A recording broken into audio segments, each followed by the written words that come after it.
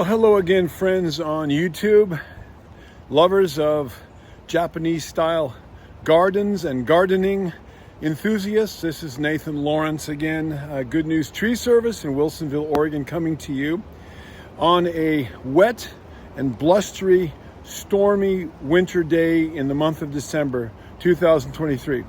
And I want to give you a quick tour of my Japanese garden here in the middle of the winter. Actually, winter hasn't started yet. It will in a few days, but it seems like it because, as you can see, it's raining and it is very blustery.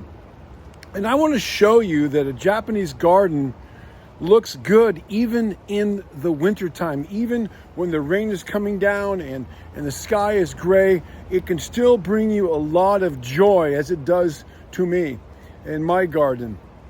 And so a Japanese garden is not just a fair weather friend.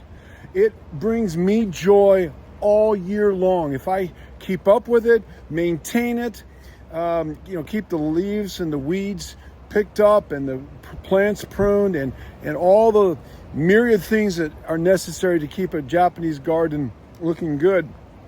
This garden will bring you joy every month of the year, whether it's ice, snow, wind, rain, summer heat.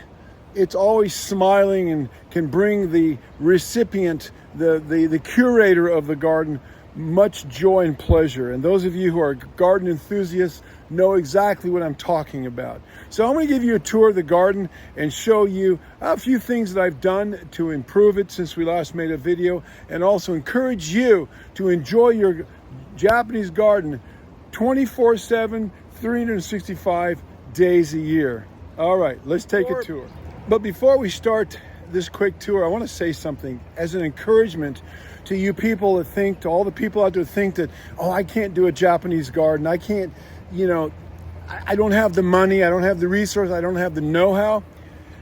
That's not necessarily true. First of all, for those of you that have watched my previous videos, you see that I don't live in a really fancy house.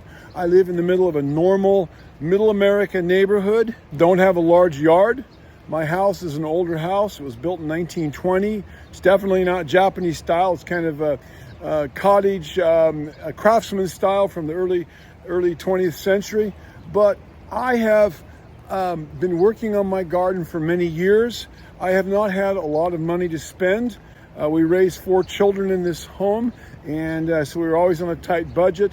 We're a small family business, and so I have not had a lot of resources. What I have done is over the years I've collected rocks and plants and different things I liked, little by little, building it up little by little to the point where it is now. This did not happen overnight in a day. And anybody can do that. Anybody can little by little start in a corner of their garden or a little area of their garden and expand and build. And so I want to encourage you. You don't have to be a gardening aficionado, a maestro in the garden. Yeah, study the Japanese gardening style, study things that you like, and begin to little by little experiment. And if you don't like it, change it, add, subtract. And I've been doing this for years, and this is where we have come up to this point. And I'm constantly changing, upgrading, taking plants out, putting new plants in, and getting ideas, and constantly morphing and shaping it. And once I get something the way I like it, I leave it that way. And then I go to another area that maybe isn't quite so, up to par. And I bring that up. And little by little, the garden, little by little, comes into fruition and end up hopefully with a masterpiece, at least, that you're happy with. I certainly am happy with my garden. So as you can see, it's a really wet and rainy day. There's standing water. And as I walk through the front gate of my house here, through the Torii gate, one of the recent additions I've done is I've purchased this flagstone that came from the state of Montana, a real thick kind of slate, and I've replaced all the small stones that led up to my front walk up to my front door. Much nicer look than what I had before. And as you can see, there's standing water. Water's draining here into my yard. I live on a cul-de-sac, and the water, unfortunately, all drains into my yard. And, you know, it is what it is. What are you going to do about that? You're not going to get the city to help you, that's for sure. So here's a quick view of my front yard. And again, we've been through here before, but I want to show you that even in the wintertime, there's still leaves. I haven't got all the leaves picked up yet. And this is one side of my house. And so I'm, you know, still have projects I'm doing, and there's still leaves are blowing in from the neighbors and so forth. But I'll tell you, the plants love this cool weather. I mean, the mosses down here are doing really well, and all the plants love this cool weather. They're just soaking it up after, especially after a long, hot, dry summer. Kind of pan around the front yard here real fast. There goes the mailman. You can see I don't have a really large yard. Anybody can do that. You don't need a large yard to have a Japanese garden. And the leaves are off the trees. I've come back and done a little pruning on some of these. In this case, this is a type of Japanese maple, and I've done some pruning on that, so I can see the architecture of it. I'm getting that the way I want it. I've got a dogwood in a pot, and I got a little memorial. My mom died almost 3 years ago, so I've got her little grave marker there. She's not buried there, but and that's what they had before we got the tombstone on the grave. So anyway, and then I'm gonna go through the gate. There's my grill, one of my grills. So since we last made a video, I've put pea gravel. I used to have square gravel in here. I got rid of the square gravel.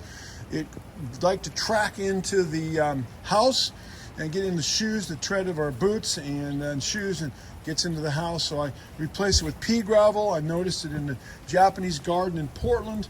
They have pea gravel, probably because they don't want it tracked all over the place.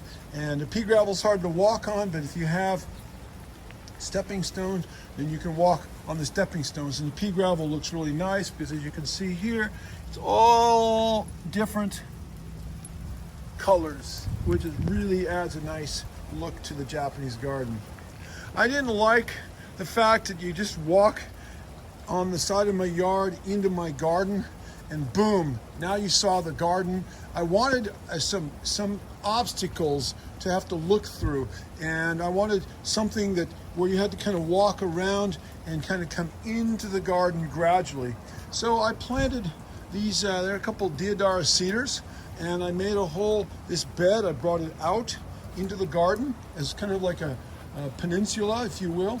It juts out, and then I put these trees in here, and this is all new, the last several months. And I also planted moss in here. Now you can see leaves. I've actually got netting down here because the birds get in and dig it up, and I want the moss to take root before the birds dig it up, because they're constantly digging it up looking for food and whatnot. And so I've got a moss garden. I've planted a lot of moss in here. You know, Japanese garden needs moss, lots of moss. So I've got netting over the top of this to keep the birds out. And so here is the garden in the wintertime. Again, it's early part of December. And I've got a big stone here that you step on. It kind of like invites you to come out here and stand on it like I'm doing now, and then look up and view the garden. And again, I don't have a Japanese style house. It's just a regular house. I've got an outbuilding in the back. This is not my house. This is actually my office for my business and my man cave, if you will. And then I've got a gambrel type outbuilding, a shed in the back. And I've just incorporated my Japanese garden around this. And here it is. So I've got more pea gravel and stepping stones that go to the back. I've added these stepping stones in recently. And there's my little bonsai display of a few little bonsai shrubs. And when the weather gets really cold, I will have to put them in. I will actually put them in big pots and put mulch around them to protect the roots, so that the roots don't freeze in the cold weather. Here's my water feature, which is right underneath my bedroom window so I can hear the water at night. And here we go around to the back side of the house. And I've done some improvements here too since we made our last video. And got a pot there with a little Japanese maple in it. It's all kind of bonsai prune. And a little sanctuary back here. And coming back into the yard, we're going to the back of the yard. And another water feature. You've all seen this before if you've watched my previous videos, but I wanted you to see what it looks like in the wintertime. And here's the beautiful coral bark maple. All the leaves are off, and now the chlorophylls are gone out of the green colored bark, and what's left is the bright red carotenoids, the red colors in the bark. And that's what I like about the coral bark. This is the Sangukaku coral bark maple. And you have this beautiful red color, hence the name coral bark, that stands out very nicely against the green foliage of the other shrubs behind it, the arbor vitae, and against the gray, very gray sky. It's a nice kind of a splash of color. And then as I move to the very back of the yard here is the end of the garden, or toward the end of the garden. And this is a recent, I had some pots in here before I got rid of the pots. I didn't like the look of that. I planted some variegated euonymus, and I just recently planted this lace leaf maple. Somebody gave that, a customer of mine gave it to me. Said, get it out of my yard, I don't want it anymore. And I said, I'll take it. So there it is. And it comes up and kind of graces this bird feeder. So now the squirrels have something to climb up on and get into the bird feeder. So anyway, there is, here's the back 40 of my Japanese garden. And there's the end of it. It kind of meanders back, and I have stuff stored back there, hidden away. So here, pan around, and here is it from this angle. So as you can see, I've got some water hoses and faucets. I don't like that look. I've got to find some way to obscure that so you're not looking at an ugly old red hose. But we need hoses to keep, not this time of the year, but in the summertime to keep everything irrigated. So I'm working on a plan how to obscure that hose. In the meantime, here's my bell. And we got to ring this just because we got to enjoy the beautiful sound of the bell. Yes, you need a bell in your garden and a big piece of bamboo to hold it up there. And I've been blessed recently with some wind chimes. You know, nothing like hearing the wind blowing and hearing these lovely chimes, which are made in America. They are Corinthian chimes, bells, made in Wind River. It's somewhere back in New England, and so I'm pretty excited about that. They're very, very lovely. When the wind blows, you can just hear them gently singing. And then here's a wood box I made. Now, why am I excited about this wood box? This is actually a wood box to hold firewood. But this is a very Japanese thing to do as well. And let me get up in here on my deck. These are old cedar deck boards. This deck, I replaced the wood of this deck this year. And these were the old cedar boards. If you look on the back side, they're still painted gray. And I had all these boards left over, and I did not want to throw them away because, well, they're very expensive cedar boards. So what I did is I flipped them over, turned them upside down. So you've got the ridges on the back. These used to be the underside, and I made a very sturdy wood box for my firewood. And so, and that's a kind of a Japanese thing to do, is to take old cast off materials and add that into the Japanese garden to give your garden a sense of age and maturity, a certain historical antiquity, patina, if you will. And certainly this wood box, it may not be very special to some people, but it is to me, because it has the look of age. And I like that in a Japanese garden.